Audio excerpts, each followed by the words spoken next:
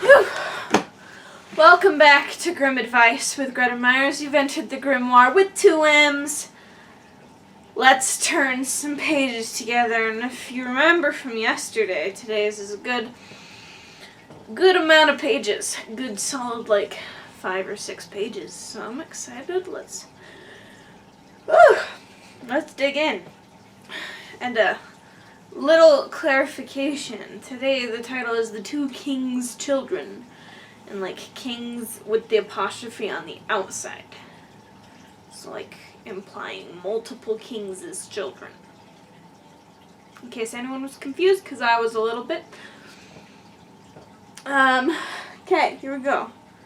Without further ado, The Two Kings' Children. There was once on a time a king who had a little boy of whom it had been foretold that he should be killed by a stag when he was 16 years of age. And when he had reached that age, the hunters once went hunting with him. In the forest, the king's son was separated from the others, and all at once he saw a great stag which he wanted to shoot but could not hit. At length he chased the stag so far that they were quite out of the forest, and then suddenly a great tall man was standing there instead of the stag, and said, "It is well that I have you. I have already ruined 6 pairs of glass skates with running after you, and have not been able to get you." Then he took the king's son with him and dragged him through a great lake to a great palace. Then he had to sit down to table with him and eat something. When they had eaten something together, the king said, "I have 3 daughters. You must keep watch over the eldest for one night, from 9 in the evening till 6 in the morning, and every time the clock strikes, I will come myself and call, and if you then give me no answer, tomorrow morning you shall be put to death. But if you always give me an answer, you shall have her as wife." When the young folks went to the bedroom, there stood a stone image of St. Christopher, and the king's daughter said to it, "My father will come at 9 o'clock, and every hour till it strikes 3, when he calls, give him an answer instead of the king's son." Then the stone image of St. Christopher nodded its head till quickly, and then more and more slowly till at last it stood still. The next morning the king said to him, "You have done the business well, but I cannot give my daughter away. You must now watch a night by my second daughter, and then I will consider with myself whether you can have my eldest daughter to wed. But I shall come every hour myself, and when I call you, answer me. And if I call you and you do not reply, your blood shall flow." Then they both went into the bedroom, and there stood a still larger stone image of St. Christopher, and the king's daughter said to it, "If my father calls, do answer him." Then the great stone image of St. Christopher again nodded its head quite quickly, and then more and more slowly, until at last it stood still again. Then the king's son soon lay down on the threshold, put his hand under his head, and slept. The next morning the king said to him, "You have done the business really well, but I cannot give my daughter away. You must now watch at night by the youngest princess, and then I will consider with myself whether you can have my second daughter to wife. But I shall come every hour myself, and when I call you, answer me. And if I call you and you answer not, your blood shall flow for me." Then they once more went to the bedroom together, and there was a much greater and much taller image of St. Christopher than the first 2 had been. The king's daughter said to it, "If my father calls, do answer." Then the great tall stone image of St. Christopher nodded quite half an hour with its head, until at length the head stood still again. And the king's son laid himself down on the threshold of the door and slept. The next morning the king said, "You have indeed watched well, but I cannot give you my daughter now. I have a great forest. If you cut it down for me between 6 o'clock this morning and 6 at night, I will think about it." Then he gave him a glass axe, a glass wedge, and a glass mallet. When he got into the wood, he began at once to cut, but the axe broke in 2, and he took the wedge, struck it once with the mallet, and it became as short and as small as sand. Then he was much troubled and believed he would have to die, and sat down and wept. Now when it was noon, the king said, "One of you girls must take him something to eat." "No," said the 2 eldest, "we will not take it to him. The one by whom he last watched can take something." Then the youngest was forced to go and take him something to eat. When she got into the forest, she asked him how he was getting on. "Oh," said he, "I am getting on very badly. Then she said he was to come and just eat a little. Nay, said he, I cannot do that. I shall still have to die, so I will eat no more. Then she spoke so kindly to him and begged him just to try, that he came and ate something. When he had eaten something, she said, I will comb your hair a while, then you will feel happier. So she combed his hair, and he became weary and fell asleep. And then she took her handkerchief and made a knot in it and struck it 3 times on the earth and said, Earth workers, come forth. In a moment, numbers of little earthmen came forth and asked what the king's daughter commanded. Then said she, In 3 hours' time the great forest must be cut down, and the whole of the wood laid in heaps. So the little earthmen went about and got together the whole of their kind to help them with the work. They began at once, and when the 3 hours were over, all was done, and they came back to the king's daughter and told her so. Then she took her white handkerchief again and said, Earth workers, go home. At this they all disappeared. When the king's son awoke, he was delighted, and she said, Come home when it is struck 6 o'clock. He did as she told him, and then the king asked, Have you made away with the forest? Yes, said the king's son. When they were sitting at table, the king said, I cannot yet give you my daughter to marry. You must still do something more for her sake. So he asked, What is it to be then? I have a great fish pond, said the king. You must go to it tomorrow morning and clear it of all mud until it is as bright as a mirror, and fill it with every kind of fish. The next morning the king gave him a glass shovel and said the fish pond must be done by 6 o'clock. So he went away, and when he came to the fish pond, he struck his shovel in the mud, and it broke in 2. And then he stuck his hoe in the mud, and it broke also. Thus he was much troubled.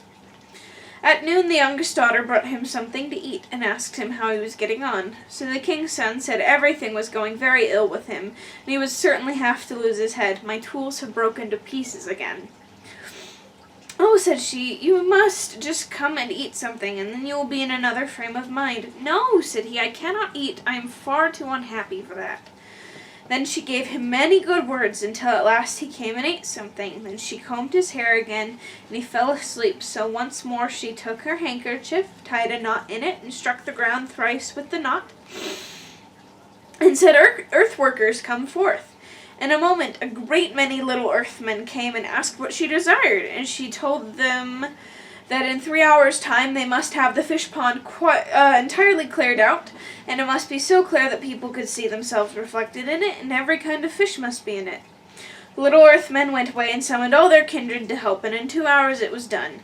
Then they returned to her and said, We have done as you have commanded. The king's daughter took the handkerchief once more, struck 3 on the ground with it, and said, Earth workers, go home again. Then they all went away. When the king's son awoke, the fish pond was done. Then the king's daughter went away also, and told him that when it was 6 to come to the house. When he arrived at the house, the king asked, Have you got the fish pond done? Yes, said the king. That was very good. When they were again sitting at the table, the king said, You have certainly done the fish pond, but I cannot give you my daughter yet. You must just do one more thing. What is it then? Asked the king's son. The king said he had a great mountain on which there was nothing but briars, which must be all cut down, and at the top of it the youth must build up a great castle, which must be as strong as could be conceived, and all the furniture and fittings belonging to a castle must be inside it. Then when he arose next morning, the king gave him a glass axe and a glass gimlet with him, and he was to have all done by 6 o'clock. As he was cutting down the first briar with the axe, it broke off short, and so small that the pieces flew all round about, and he could not use the gimlet either. Then he was quite miserable, and waited for his dearest to see if she would not come and help him in his need. When it was midday, she came and brought him something to eat. He went to meet her and told her all, and ate something and let her comb his hair and fell asleep. Then she once more took the knot and struck the earth with it, and said, Earth workers, come forth. Then came once again numbers of earthmen, and asked what her desire was. Then said she, In the space of 3 hours they must cut down the whole of the briars, and a castle must be built on the top of the mountain that must be as strong as anyone could conceive, and all the furniture that pertains to a castle must be inside it. They went away and summoned their kindred to help them, and when the time came, all was ready. Then they came to the king's daughter and told her so. The king's daughter took her handkerchief and struck thrice on the earth with it, and said, "Earth workers, go home." At which they all disappeared. When therefore the king's son awoke and saw everything done, he was as happy as a bird in the air. When it had struck 6, they went home together. Then said the king, "Is the castle ready?" "Yes," said the king's son. When they sat down to table, the king said, "I cannot give away my youngest daughter until the 2 eldest are married." Then the king's son and the king's daughter were quite troubled. And the king's son had no idea what to do, but he went by night to the king's daughter and ran away with her. When they had got a little distance away, the king's daughter peeped round and saw her father behind her. "Oh," said she, "what are we to do? My father is behind us and will take us back with him. I will at once change you into a briar and myself into a rose, and I will shelter myself in the middle of the bush." When the father reached the place, there stood a briar with 1 rose in it. Then he was about to gather the rose, when the thorn came and pricked his finger, so that he was forced to go home again. His wife asked why he had not brought their daughter back with him. So he said he had nearly got up to her, but that all at once he had lost sight of her, and a briar with 1 rose was growing on the spot. Then said the queen, "If you had but gathered the rose, the briar would have been forced to come too." So he went back to fetch the rose, but in the meantime the 2 were already far over the plain, and the king ran after them. Then the daughter once more looked round and saw her father coming, and said, "Oh, what shall we do now? I will instantly change you into a church and myself into a priest, and I will stand up in the pulpit and preach." When the king got to the place, there stood a church, and in the pulpit was a priest preaching. So he listened to the sermon and then went home again. Then the queen asked why he had not brought their daughter with him, and he said, "Nay, I ran a long time after her, and just as I thought I should soon overtake her, a church was standing there, and a priest was in the pulpit preaching." "You should just have brought the priest," said his wife, "and then the church would soon have come. It is no use to send you. I must go there myself." When she had walked for some time, she could see the 2 in the distance, and the king's daughter peeped round and saw her mother coming, and said, "Now we are undone, for my mother is coming herself. I will immediately change you into a fish pond, and myself into a fish." When the mother came to the place, there was a large fish pond, and in the middle of it was a fish was leaping about and peeping out of the water, and was quite merry. She wanted to catch the fish, but she could not. Then she was very angry, and drank up the whole pond in order to catch the fish. But it made her so ill that she was forced to vomit, and vomited the whole pond out again. Then she cried, "I see very well that nothing can be done now," and asked them now to come back to her. Then the king's daughter went back again, and the queen gave her daughter 3 walnuts, and said, "With these you can help yourself when you are in your greatest need." So the young folks went away together once more. And when they had walked quite 10 miles, they arrived at the castle from whence the king's son came, and close by it was a village. When they reached it, the king's son said, "Stay here, my dearest, I will just go to the castle, and then will I come with a carriage and with attendants to fetch you." When he got to the castle, they all rejoiced greatly at having the king's son back again, and he told them that he had a bride who was now in the village. They must go with the carriage to fetch her. Then they harnessed the horses at once, and many attendants seated themselves outside the carriage. When the king's son was about to get in, his mother gave him a kiss, and he forgot everything which had happened, and also what he was about to do. At this, his mother ordered the horses to be taken out of the carriage again, and everyone went back into the house. But the maiden sat in the village and watched, and thought he would come and fetch her, but no one came. Then the king's daughter took service in the mill, which belonged to the castle, and was obliged to sit by the pond every afternoon and clean the tubs. And the queen came one day on foot from the castle, and went walking by the pond, and saw this well-grown maiden sitting there, and said, "What a fine, strong girl that is! She pleases me well." Then she and all with her looked at the maid, but no one knew her. So a long time passed by, during which the maiden served the miller honorably and faithfully. In the meantime, the queen had sought a wife for her son, who came from quite a distant part of the world. When the bride came, they were at once to be married.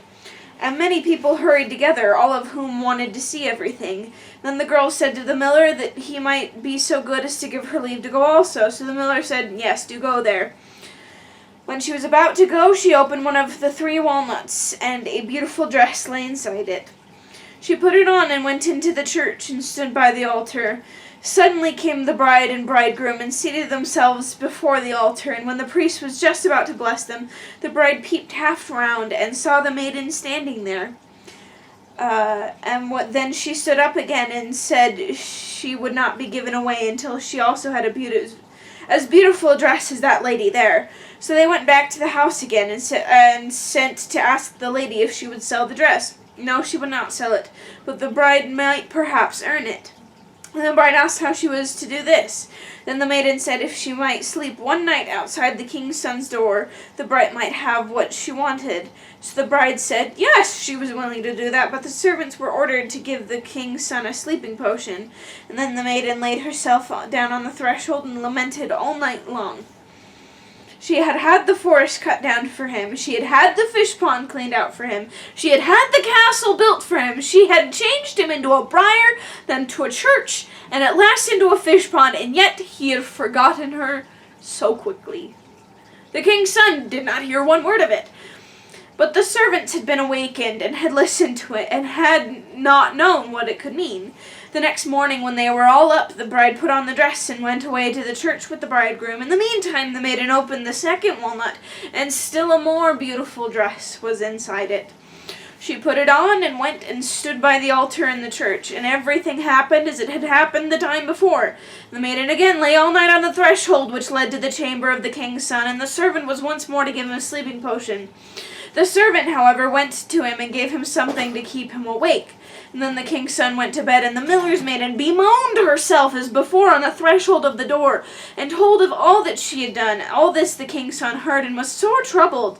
And what was past came back to him. Then he wanted to go to her, but his mother had locked the door.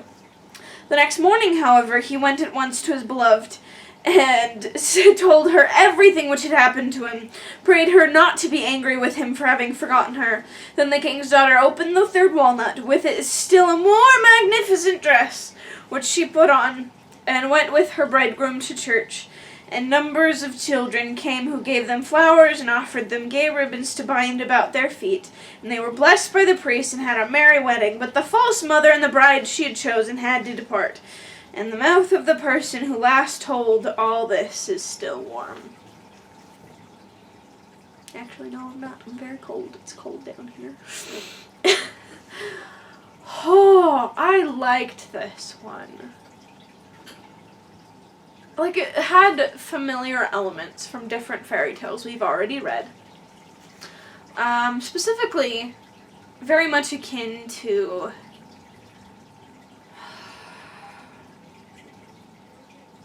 I can't remember the Grimm name for it, but Princess Furball. And, that other one where, she keeps changing him into other things and then he forgets about her. This one does. Okay, let's start backwards, because that's easier. Okay. First off, we don't like the mother, right? Because we like the youngest daughter and the king's son to be, we like them together. They're cute. We ship them. However, if your child had gone through something really hard that had taken them away from you, like literally or metaphorically, like, for example, mental illness, or fell in with the wrong group of friends, like, if your child you were afraid you'd lost them, and then they came back, wouldn't you want to cut everything out of their life from that? Just something to chew on there.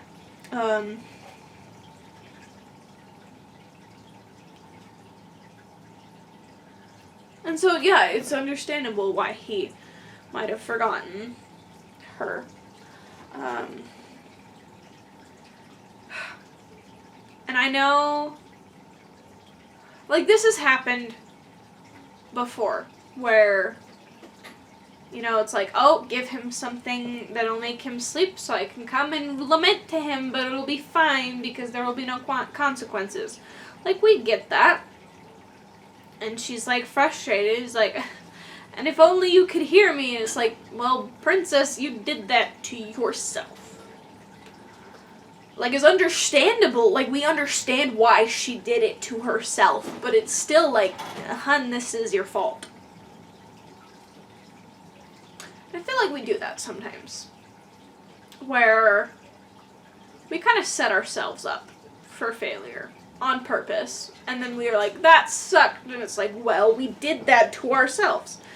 And it's understandable sometimes when we do this, but then we're like, oh, that was so sad, and it's like, yeah, why did we do that? Like, especially, I feel like especially when you're like, I'm not okay, and I need love and support right now, but I'm afraid to ask for it, so I'm gonna do it in this very convoluted, abstract, arbitrary way that most people aren't gonna understand or see, and then I'm gonna feel bad when I don't get support, when really it's my fault for not getting support, even though we all understand why they did that. It's very relatable and understandable. It's still, like, you can do better. I can do better. We all collectively can do better. But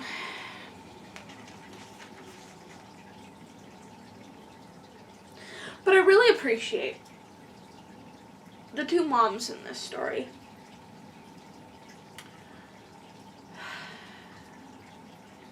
Because after, like the mom, oh goodness, we love the mom. We love the girl's, what the heck? We love the girl's mother. I do, at least. Especially because, like, her first mention is like, and then the king went home, and the wife is like, why did you not bring our daughter back? And he's like, well, something is, and then this happened. And she's like, dude, you could have just, you were this close. And he's like, okay, I'll do better. And then he goes and then he doesn't do better. And then finally she's like, I'm gonna do it myself. And the princess is like, oh shoot, now we're in for it. Like, actually, because it's my mom herself coming. Like, we're so done for. But then it comes to a certain point where she still comes to the best with her mother. And she's like, I see that there's nothing to be done now. I give you my blessing. Because I see that this is an okay thing. Like, I might not be okay with it right now, but I see this is not a bad thing. And then the other mom, she sees the king's daughter and is like, huh, I like this child. So, you know, I liked that.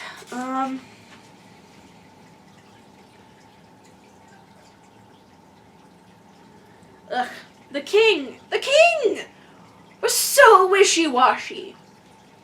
And I didn't like it. I really didn't like the king. 'Cause, like, if you say, alright, I'm gonna do this, and then you don't, and they do it, and then you're like, no. See, I like more towards Andy's like, I will think about it after you do this. Like, he's more honest that he's like, I don't know. So there's that. That's better. Other things, too. No, I wanted to save that for the end. Okay.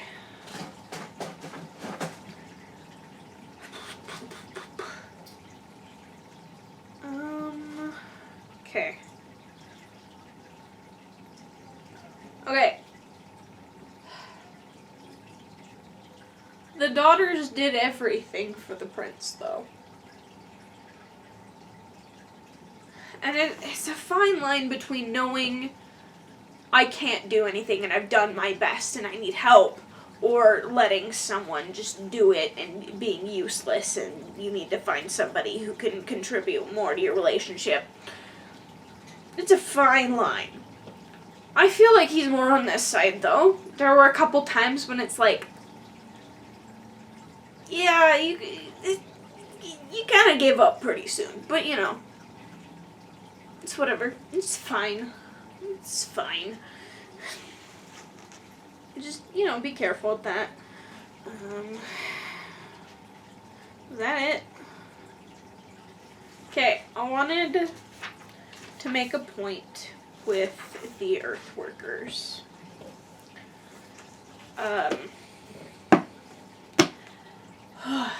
As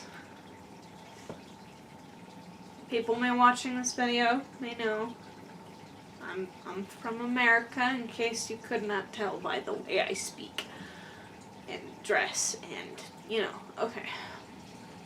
And today is,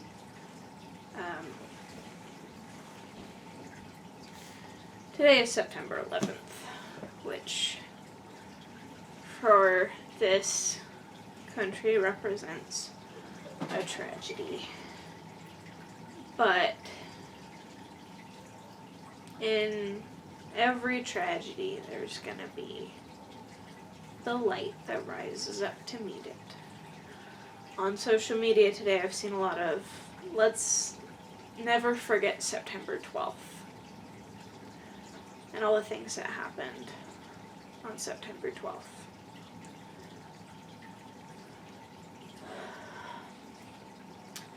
And I feel like the earth workers did a really good job of showing us that kind of work is possible. For me, it really confused me why these earth workers might be doing some things like cutting down a forest or some briars. Like, isn't that a part of the earth? And I think what's most important is, first off, do good things and like, if you're like, I'm not sure this is a good thing, maybe wait on doing it. But I think the point I want to make is they knew someone needed help, and it didn't matter to them who this person was, just that they needed help, and so they helped them. I think that was really cool. Alright, my gremlins, thank you for joining us for another Happily Ever After, or not so Happily Ever After. That's up for you to decide, and what you decide is valid, because you're valid. You are. Either way, this is the end for today's episode, so tune in later and we can learn more and turn new pages together.